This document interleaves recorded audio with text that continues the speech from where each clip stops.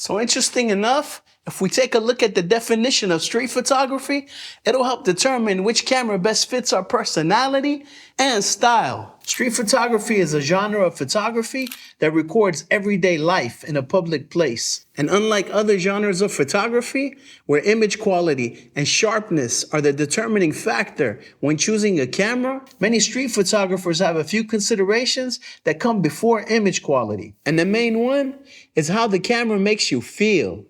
Now, I know that sounds a bit strange, but bear with me, because although all types of photography are art, street photography is the most artsy genre out there. And the most popular street photography cameras are those that have a tactile, retro feel to them. The reasoning is that the camera should inspire you. It has to have a soul, so to speak. Street photographers don't look at their cameras as a tool, but more like a finely tuned instrument. So in this video, I'll be going over 5 of the best street photography cameras currently available. And if any better and newer cameras come out after I release this video, I'll try and remember to update the links in the description below. Coming in at number 5, we have the Ricoh GR3X.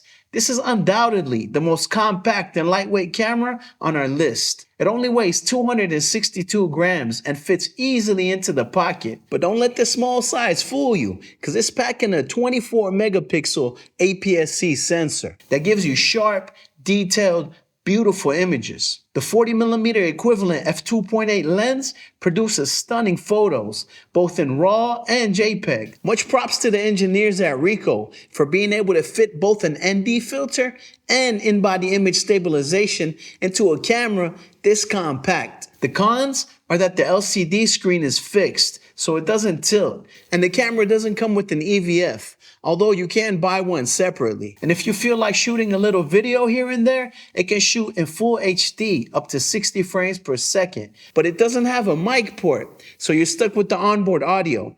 But that's okay, because this camera was designed for street photography, and in that regard, it gives you professional results. In my opinion, the $1,000 price tag is justified if your main consideration in the camera is how small, discreet, and lightweight it is. And if 40mm is too tight of a focal length for you, then I'd go for the original Ricoh GR3, which is essentially the same camera, except that it has a 28mm equivalent f2.8 lens. And I'll leave links to both cameras in the description below. Next, we have the Fuji X-T5. And although this isn't nearly as discreet as the Ricoh GR3X, it is a much more capable and versatile camera. It also has a retro-inspired body with all the classic Fuji dials and knobs that everyone loves. The 40 megapixel backside illuminated CMOS sensor gives you class-leading image quality. It shoots RAW and also has all sorts of film simulation modes that Fuji is famous for. The LCD display tilts, making it ideal for low and high angle shots. And the in-body image stabilization gives you 7 stops of stave. It can even shoot decent video, but isn't really intended for that. It's most definitely a photography first camera. It's coming in at $1,700, which in my opinion is worth the money, because you're getting a professional interchangeable lens Fuji camera. The tactile knobs, body design, and industry-leading color science make this an awesome choice for street photography.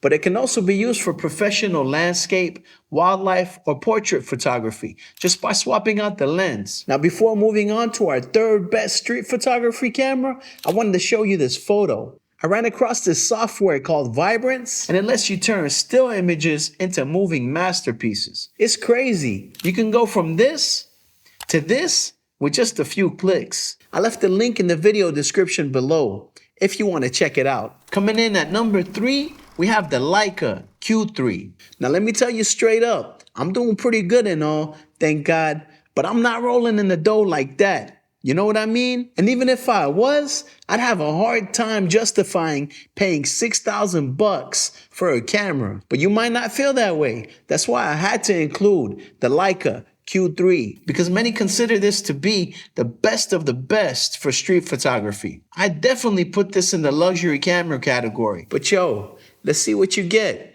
in exchange for both your arm and your leg. For starters, you get a 60 megapixel full frame backside illuminated sensor, along with a 28mm equivalent f1.7 fixed lens with optical image stabilization. It also has a 5.7 million dot EVF and a 1.8 million dot tilt LCD display.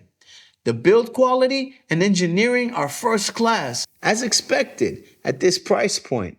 It's even splash proof, which is very thoughtful considering the tears that are going to drop onto this camera after you look at your bank statement. But all jokes aside, once you get out there and snap a few images, you'll soon realize that the image quality is as sharp and nice as you would expect it to be. Because after all, Leica isn't Leica for no reason. It's all about elegant simplicity, and they've had a loyal following since 1869. They make straightforward, simple cameras that don't do anything too fancy, and that's actually part of the appeal. It's a precision-crafted piece of art that inspires you to get out there and shoot. And obviously, street photographers love them some street photography.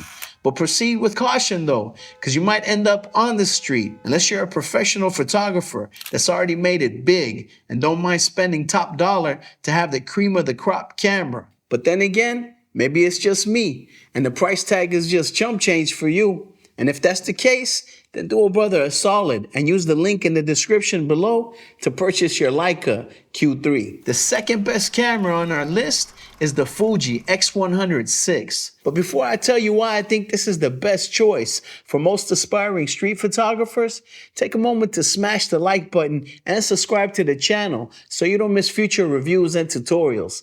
I appreciate that. So this is the newest camera in Fuji's X100 series.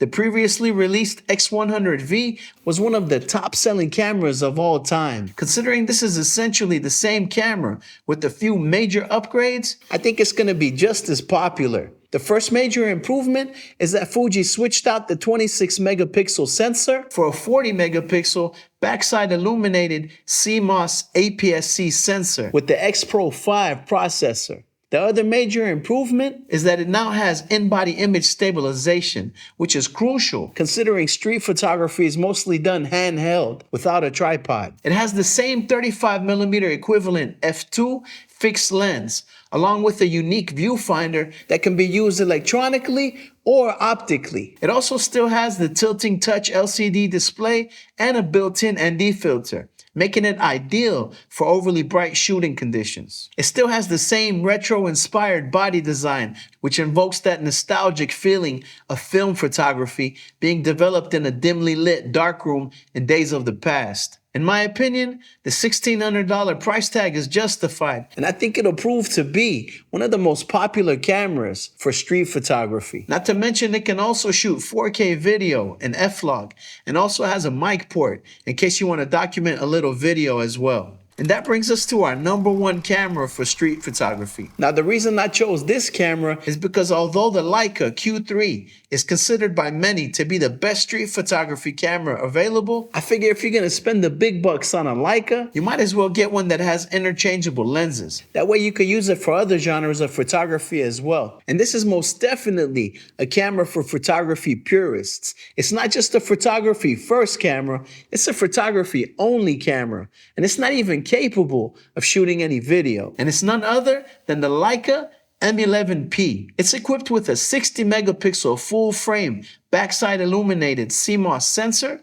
paired with the Maestro 3 processor. Some would argue that it's actually the Leica glass that's responsible for the industry-leading image quality Leica is known for. So for me, being able to swap out lenses is a must, even if it's gonna end up costing significantly more than the fixed lens Leica Q3. And like most other Leica cameras, this is a camera for working professionals, which is why they included a new technology which uses metadata to prove ownership of a photo. It also certifies that the photo wasn't generated using AI, and it keeps a log of any editing that was done to the image after it was taken. And if you're into photo editing like me, then you should most definitely check out my Lightroom profiles and LUT packs available on my website, fulancreative.com, because they'll give your images that extra pop regardless of which camera you use to capture them. Getting back to the Leica M11P, I'm not even going to mention the price in case any of you out there got heart conditions or anything like that. But in case you're interested, I left an Amazon link in the video description below where you can check for yourself. Now there are two other cameras that deserve a quick mention. The first one is the Nikon ZF. It's a retro-inspired full-frame camera. It has interchangeable lenses and it's equally good at video and photo. But the retro style body is designed to inspire street photography. So I would suggest checking it out, especially considering that it's priced fairly at 2,000 bucks. And I know that's still a lot of money, but it doesn't seem that bad after looking at them Leica cameras. The next camera I want to mention is the Sony a6700. It's an interchangeable lens APS-C camera, and at only 1,400 bucks, it's extremely compelling because it's more capable at both photo and video than most of the cameras on this list. But the drawback is that although it's a professional tool, it doesn't have that retro or inspirational body style. But if all you care about is results and value, then it's most definitely worth a look. I left links to all the cameras that I talked about in this video, and regardless of which camera you choose, keep in mind that so much of the end result happens in the edit. And that's why I highly suggest you watch this video next, where I talk about 5 reasons why you might want to use Luminar Neo to edit your photos as opposed to Adobe Lightroom.